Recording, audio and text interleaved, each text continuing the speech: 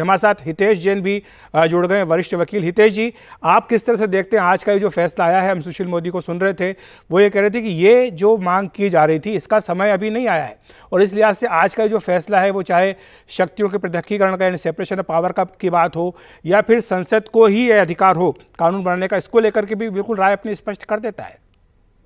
देखिए, आज का जो फैसला है ये एकदम एक हिस्टोरिक और प्रोग्रेसिव फैसला है। अगर आप देखेंगे तो सुप्रीम कोर्ट के सामने दो प्रश्न थे। एक पहला प्रश्न था कि क्या विवाह का अधिकार जो है ये मौलिक अधिकार है, और दूसरा जो था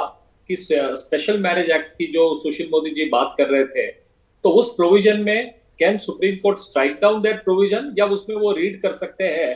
कि समलैंगिक विवाह are allowed under that provisions. तो सुप्रीम कोर्ट ने एक स्पष्ट रूप से फैसला दिया है कि जहां तक विवाह का अधिकार जो है ये मौलिक अधिकार नहीं है।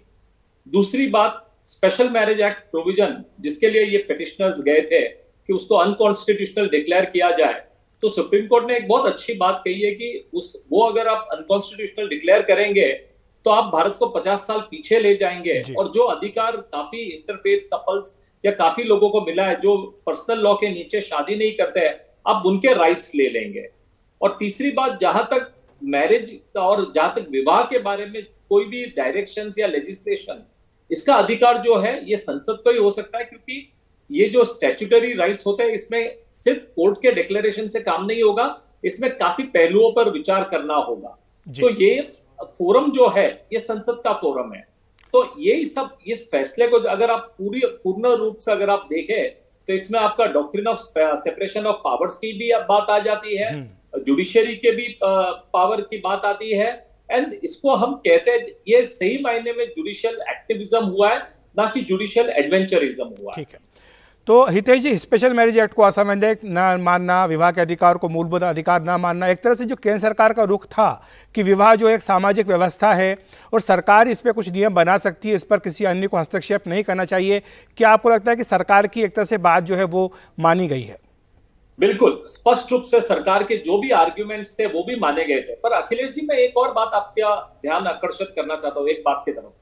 सरकार ने इस मामले में बड़े सेंसिटिविटी को नजर रखते हुए एक कहा था कि ये मामला जो है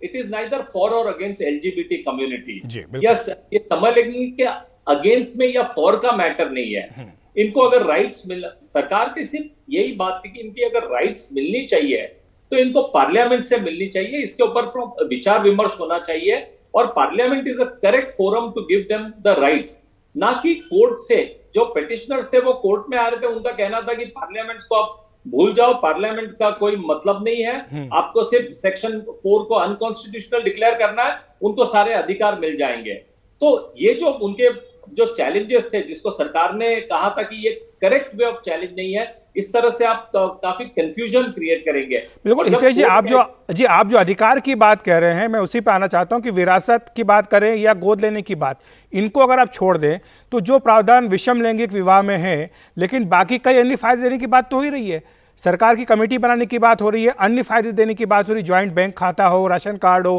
पेंशन, ग्रेच्युटी के फायदे, ये तमाम फायदे देने की बात, और ये भी बात कि उनके साथ भेदभाव किसी भी सूरत में ना हो।